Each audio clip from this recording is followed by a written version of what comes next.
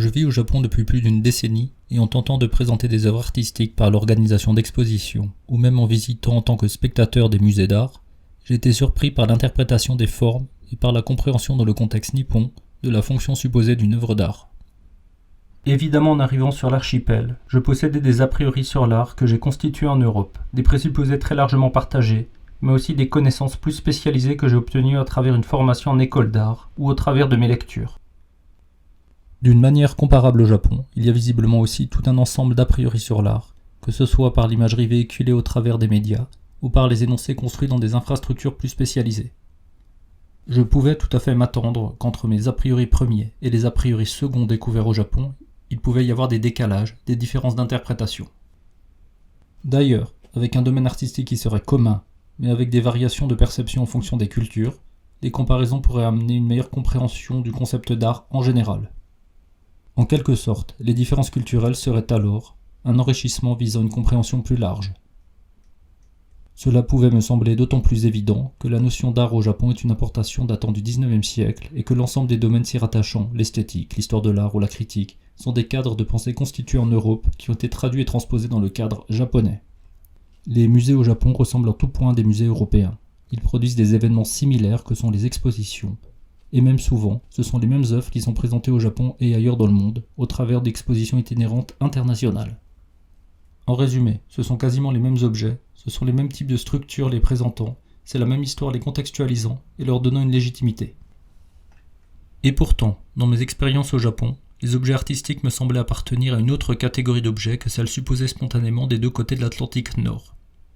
C'est à cet endroit que le sol m'a semblé se dérober sous mes pieds.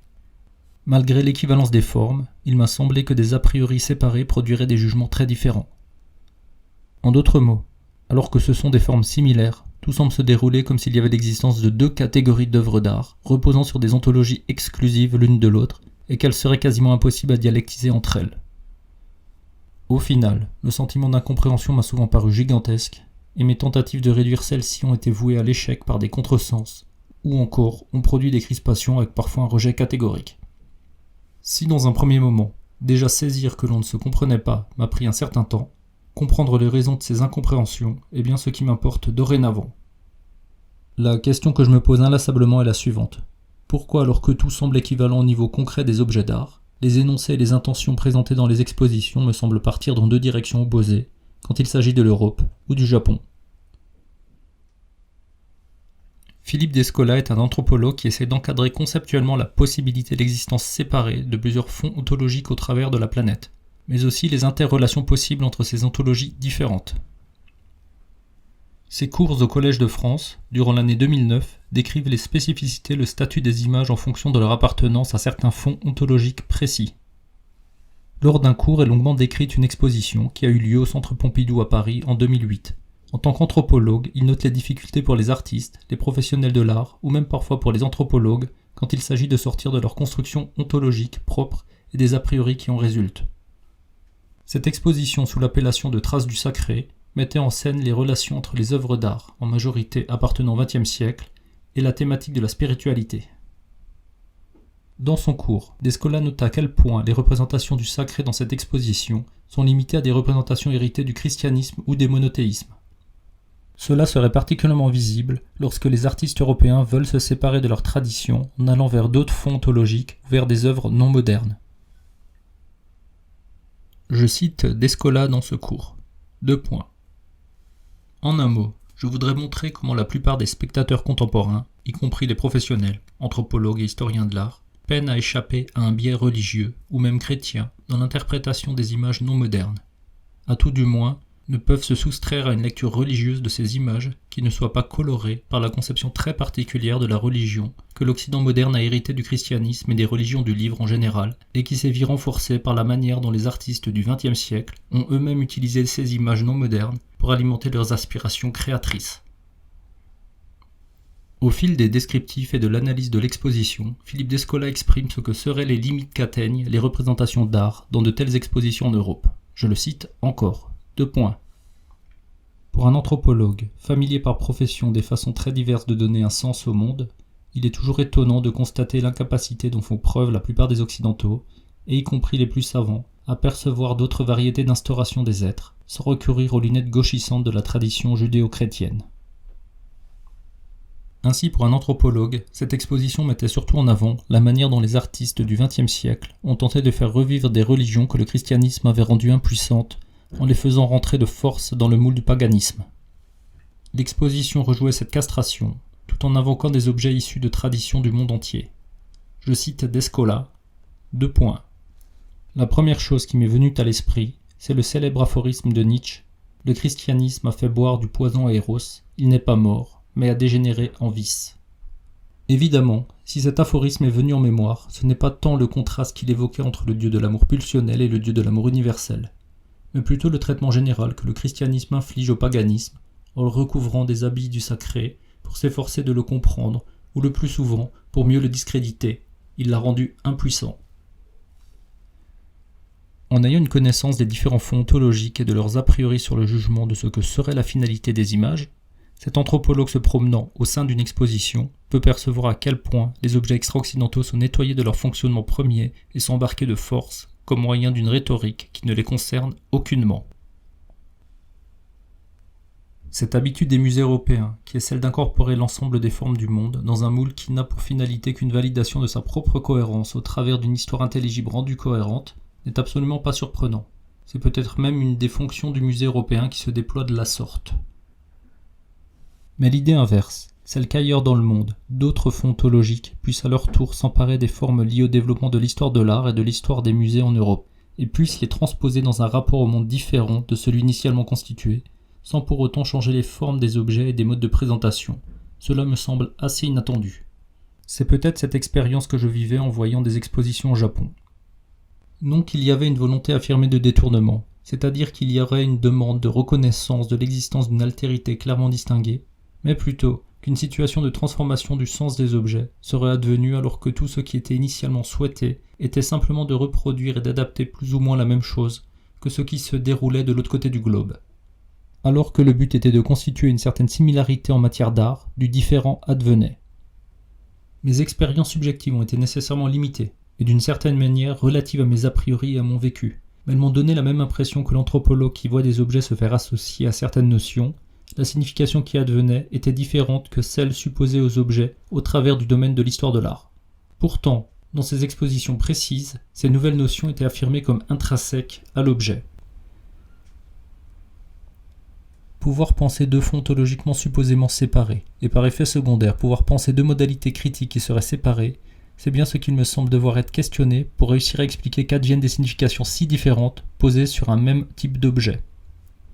Je tiens d'ailleurs à préciser que cette hypothétique situation de séparation n'empêcherait pas les échanges et les importations. Elle ne nuirait pas aux possibilités réelles qu'ont les deux entités à pouvoir se comprendre dans un effort de mise à distance de leurs propres a priori respectifs. De plus, un objet d'art étant sémiophore, en utilisant le concept de Christophe Pomian, c'est-à-dire que le sens dont l'objet est porteur peut se transformer, l'art et ses supports pourraient être un prodigieux médium pour réfléchir à la relation interculturelle. Mais la séparation des critiques rendrait aussi visible et compréhensible ce qu'on appelle couramment l'incompréhension culturelle, qui peut n'être qu'un amusant contresens, mais peut aussi se métamorphoser en opposition violente. Je trouve qu'une qualité du livre Par-delà nature et culture de Philippe Descola est qu'il propose une définition du fonds ontologique concernant le modèle développé en Europe, appelé naturalisme, qui me semble en conformité avec l'histoire de la production du concept d'art tel qu'il se serait déployé à partir de la Renaissance. Le discours de cet anthropologue se situe hors des questions spécialisées de l'art, mais je trouve que son explication suit assez justement le développement d'une subjectivité liée à l'épanouissement de la figure de l'artiste.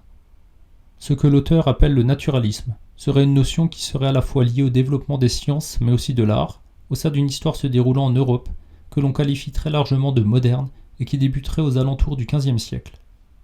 En recourant à des historiens de l'art autant qu'à des anthropologues ou à des notions scientifiques, cette qualification du naturalisme me semble passionnante, en ce sens qu'elle décrit certaines bases ontologiques permettant de produire un jugement sur des formes que l'on appelle aujourd'hui art. Cela tout en décrivant aussi des phénomènes plus généraux, tels que l'opposition nature-culture. Je peux essayer en quelques mots de résumer l'avènement de ce fonds naturaliste, en suivant les descriptions de Descola, mais en me focalisant sur le processus qui a vu s'affirmer une relation de type sujet-objet au travers de l'histoire de l'art. Typiquement, l'un des premiers moments d'une représentation de cette relation, et peut-être même son invention, se placerait sous l'avènement de la perspective telle qu'elle apparaîtrait chez les artistes de la Renaissance. L'historien Erwin Panofsky a écrit un livre essentiel en 1927 se nommant La perspective comme forme symbolique, et Descola s'y réfère. Je le cite. 2 points. Dans son essai célèbre, Panofsky a montré comment l'invention de la perspective linéaire dans la première moitié du XVe siècle induisait un rapport nouveau entre le sujet et le monde, entre le point de vue de celui qui toise et un espace rendu systématique, où les objets et les intervalles qui les séparent ne sont que des variations proportionnelles d'un continuum sans faille. La représentation du monde tel que l'invente l'artiste de la Renaissance serait nouvelle. Ce serait l'invention d'un monde objectivé par les mathématiques, mais il serait aussi projeté à partir de la position d'un sujet qui devient alors le point de vue construisant l'objet. Panofsky montre particulièrement bien dans son essai comment la perspective de la Renaissance, qui est souvent supposée comme étant le retour vers une perspective antique, serait en réalité différente de celle qu'avait pensée Euclide et différente de celle que représentaient les peintres antiques. La perspective antique se situerait plutôt dans une perception physiologique avec un œil déformant car étant convexe, ou encore celle antique se situerait dans une cosmologie de type analogique avec des représentations qui ne totalisent pas toutes les perspectives en un seul point de vue devenant objectif. Le nouveau modèle du sujet à la Renaissance, capable de construire une objectivité, par exemple dans l'utilisation des mathématiques avec le cas de la perspective, s'affirmerait comme le point de départ de ce qu'il me semble pouvoir s'appeler humanisme ou moderne.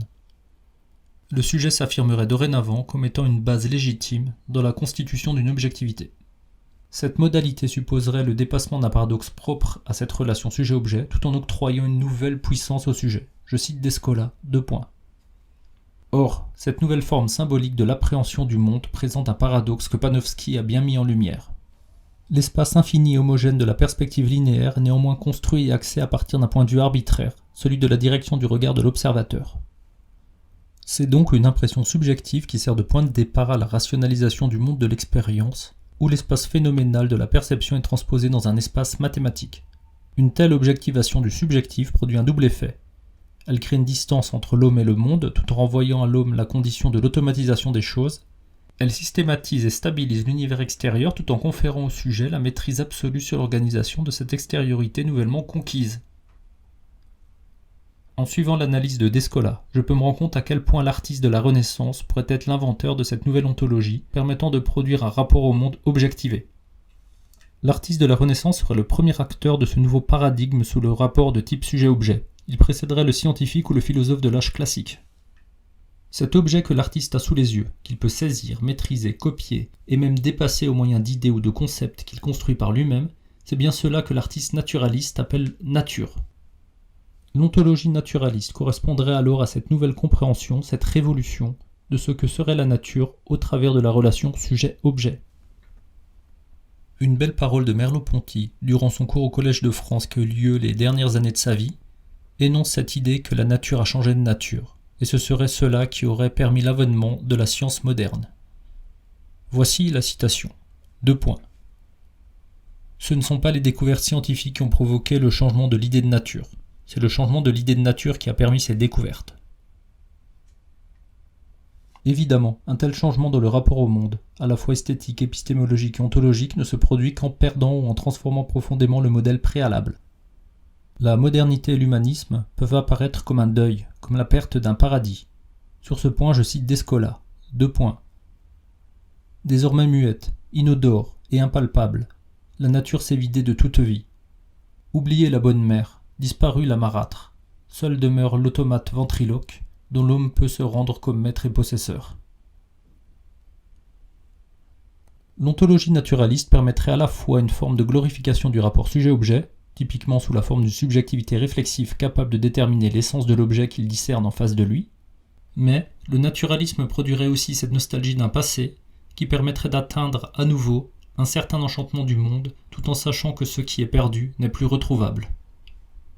La manière dont est structurée cette ontologie naturaliste a pour qualité, à mon avis, de correspondre relativement bien aux différentes formes de l'histoire de l'art telles qu'elles se seraient constituées depuis la Renaissance et jusqu'au modernisme. Que ce soit dans l'affirmation du sujet-objet rationnel, par exemple celui du classicisme, ou encore dans sa critique, par exemple dans le romantisme.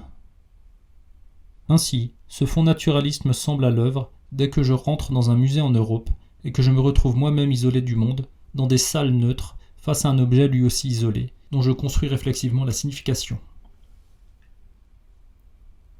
En utilisant la théorie anthropologique de Descola, qui identifierait plusieurs fonds ontologiques, après avoir esquissé ce que pourrait être la base naturaliste développée en Europe, qu'elle soit appelée occidentale, humaniste ou moderne, il me reste à me demander quel serait le fond ontologique dans lequel baigneraient les différents musées japonais que j'ai pu visiter.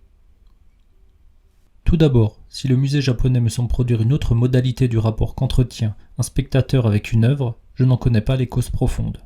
Je ne peux pas savoir spontanément si cette dynamique serait liée à une logique qui serait propre à la culture japonaise et qu'elle colorerait le dispositif muséal, ou alors si cette modalité non naturaliste s'est développée au sein de l'histoire de l'importation des notions d'art ou de musée, par exemple dans la volonté d'une comparaison et d'une distanciation avec la source européenne. Néanmoins, je crois qu'il reste passionnant de me demander quelles pourraient être les causes a priori qui rendent les jugements différents sur des objets et des situations qui sont pourtant relativement similaires, comme dans le cas des objets d'art dans une exposition. La première remarque qui me semble importante concernant le Japon, c'est que l'importation massive des concepts européens au XIXe siècle a promu à développer un fonds naturaliste au Japon. Afin de constituer des épistémologies scientifiques et afin d'établir les bases des institutions étatiques, les importations de notions ont amené une construction d'une ontologie cohérente de type naturaliste, proche de la conception européenne, que ce soit au sein des sciences naturelles, de la logique ou de la politique par exemple avec le statut de citoyen. Ces notions importées sont efficientes dans des pans entiers de la vie, que ce soit dans les relations avec les institutions ou dans le quotidien. Néanmoins, il y a aussi tout un tas de pratiques, de figures, de structuration sociale, de modèles d'identification qui ne me semblent pas réellement fonctionner avec ce que Descola appelle le naturalisme. Dès lors, s'agirait-il d'une ontologie hybride avec des modalités à deux têtes ? Ou alors serait-ce une ontologie préalable à l'importation des notions naturalistes et qui y ressurgirait ? Ou enfin, ce ne serait peut-être qu'une erreur de jugement de ma part de souhaiter voir du différent, alors que ce ne serait qu'une reconstruction liée à la manière romantique dont le naturalisme fantasme ce qui était avant. Évidemment, ces questions restent sans réponse. En me basant sur mes propres expériences en tant que spectateur réflexif dans des expositions au Japon, c'est-à-dire au travers d'inférences entre des éléments qui me semblent cohérents entre eux. Ce que je peux dire, c'est qu'en suivant la typologie que déploie Philippe Descola, je perçois à l'œuvre une ontologie de type analogique qui structure la présentation des objets d'art. Malheureusement, le terme analogisme me semble porter en lui de nombreuses difficultés. En effet, il n'est pas directement définitionnel, il décrit par une négation. En l'occurrence, l'analogisme est ce qui n'est pas logique. Ce mot est alors chargé de tant de significations qu'il serait possible de s'y perdre dans un entrelac de contresens. Il aurait été peut-être plus judicieux d'utiliser les mots de correspondance ou de corrélation, mais là encore, ces termes portent en eux de fortes connotations. Faute de mieux, j'utilise donc le mot analogie en concordance avec les définitions de Philippe Descola. Mais quelle serait une description de l'analogisme par Descola ? Je le cite. 2 points. J'entends par là un mode d'identification qui fractionne l'ensemble des existants en une multiplicité d'essences, de formes et de substances séparées par de faibles écarts, parfois ordonnés dans une échelle graduée, de sorte qu'il devient possible de recomposer le système des contrastes initiaux en un dense réseau d'analogies reliant les propositions intrinsèques des entités distinguées. Plutôt qu'un modèle d'identification qui statuerait l'essence des choses à travers une relation de type sujet-objet, cela en constituant un objet dans un univers continu avec les autres objets, comme c'est le cas dans le naturalisme. Il y aurait dans ce qui serait un univers analogique une multitude d'éléments séparés les uns des autres. Mais ils acquéreraient individuellement leur statut au sein d'un réseau de l'ensemble des choses mises en ordre au travers de ressemblances, d'affinités, de communautés, de contiguïté, de mimétisme, de similarité, c'est-à-dire d'analogie. Concrètement, concernant mes investigations, si je prends des modèles cosmologiques typiques de l'analogisme, par exemple les systèmes de divination chinoise, les mandalas bouddhiques, ou les figures représentant des relations entre un micro et un macro. Ce type de figuration analogique, qui identifie des éléments disparates comme appartenant à une même communauté d'individualité, peut assez facilement se détecter dans la manière au Japon, dont les œuvres d'art sont agencées les unes par rapport aux autres dans une hiérarchisation se nommant exposition. Je me suis aperçu que la qualification des œuvres d'art dans les expositions des musées au Japon, que les méthodes pour déterminer le statut d'un objet comme appartenant à la catégorie d'art étaient très différents par comparaison avec ce que je pouvais voir se dérouler en Europe. Ce n'est qu'une hypothèse encore très mal dégrossie, mais il ne me semble pas absurde d'estimer que les objets dans une exposition dans des musées en Europe, acquièrent leur statut à travers un dispositif de type naturaliste, alors que celles vues au Japon, parfois avec les mêmes œuvres présentées, relèveraient plutôt d'une mise en place analogique. Dans le premier cas, l'accent me semble être mis sur un objet dont le statut est construit par une subjectivité se souhaitant autonome dans une relation de type sujet-objet. Typiquement, ce serait un spectateur construisant la signification de l'objet qu'il regarde. Dans le second cas, celui du musée au Japon, le statut de l'œuvre serait plutôt apposé par une autorité développant une série de mises en relation analogiques permettant de stabiliser le statut de l'ensemble des œuvres d'une exposition les uns par rapport aux autres. L'ensemble formerait une harmonie générale s'appelant exposition, celle-ci déterminant par ce dispositif la nature de chacune des parties appelées œuvres d'art. Typiquement, ce serait une remise de prix par une autorité légitime qui hiérarchiserait et individualiserait les œuvres par des comparaisons. Cette première ébauche d'une description des différences entre le fonctionnement d'une exposition de type analogique et une exposition de type naturaliste n'est pas sans me poser de nombreux problèmes. L'affirmation d'une différence peut effectivement soulever des crispations telles que serait l'opposition entre un naturalisme qui serait logique et un analogisme qui serait non logique. J'ai bien peur qu'une opposition logique-analogique puisse potentiellement constituer une frontière caricaturale séparant idéologiquement un Occident d'un Orient.